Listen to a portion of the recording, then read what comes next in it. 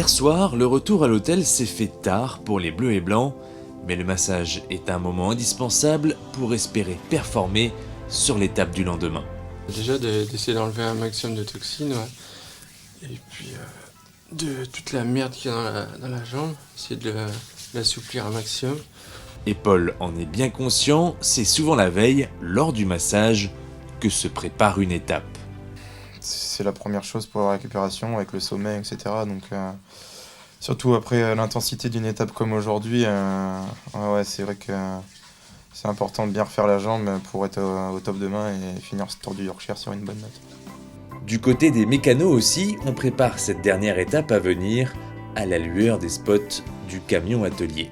Au Tour du Yorkshire, on travaille la nuit, on a des journées qui sont assez longues avec des transferts pour rentrer de la course.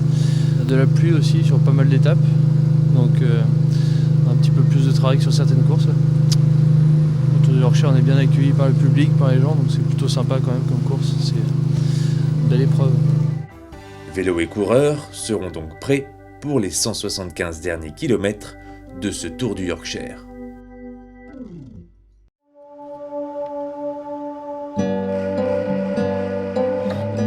Ce matin, Jonathan Hiver s'adonne à sa passion favorite pendant le transfert vers Halifax et il semblerait que le virus des jeux vidéo ait contaminé une partie du bus. 70 points essayés, on a marqué. Non, on va passer pour le tour. On va passer pour le tour. Et du coup, on s'est mis dans un championnat là, avec Fabien, on s'est mis à faire une course chacun là, pour faire un petit championnat d'équipe, quoi. En même temps, c'est plus facile de gagner là que de gagner en course. Déjà, il y a que 8 mecs au départ. Oui, il y a que 8 mecs au départ. Attends. Et pour gagner aujourd'hui, il ne faudra pas avoir froid aux yeux, plus de 3000 mètres de dénivelé positif sont recensés sur le parcours. Je pense qu'il y aura une double bataille, la bataille pour prendre l'échappée et ceux qui s'expliqueront, là, les 20 mecs qui s'expliqueront pour le général. Donc voilà, nous on va essayer de continuer avec la même attitude que les autres jours, c'est-à-dire essayer de partir de l'avant.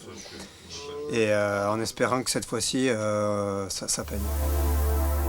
Les coureurs s'en vont pour la signature dans le Peace Hall, l'ancien marché aux draps construit en 1779, un monument qui témoigne de la grandeur d'Halifax au XIXe siècle et qui aujourd'hui est envahi par la foule venue encourager les coureurs. Tout est vraiment grandiose, il y a une ferveur populaire énorme. Ouais, c'est quelque chose qu'on n'est pas habitué à retrouver habituellement sur d'autres courses du calendrier.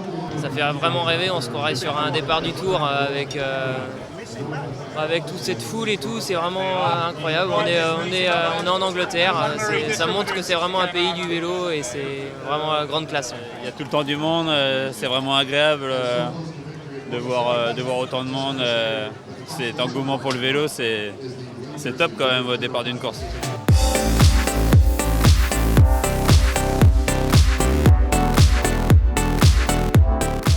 Jonathan Hiver fait partie des fuyards qui roulent vers Leeds, mais malheureusement l'échappée n'arrivera pas au terme de cette journée. C'est Greg Van Avermaet qui s'impose. Le team Total Direct Energy rentre au bus bredouille, mais en ayant réalisé une belle course aujourd'hui.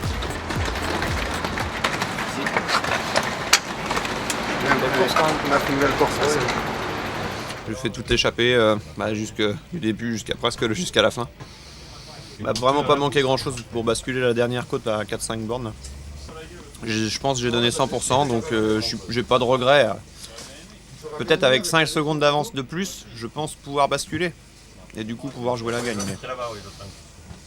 Bon, on verra l'année prochaine. Allez hop, en chiffon et à la poubelle. Terminé ce Tour du Yorkshire. C'est bon les donuts? Le Tour du Yorkshire, c'est terminé. Le prochain rendez-vous pour le team Total Direct Energy, c'est jeudi prochain en Espagne pour le Tour de Madrid.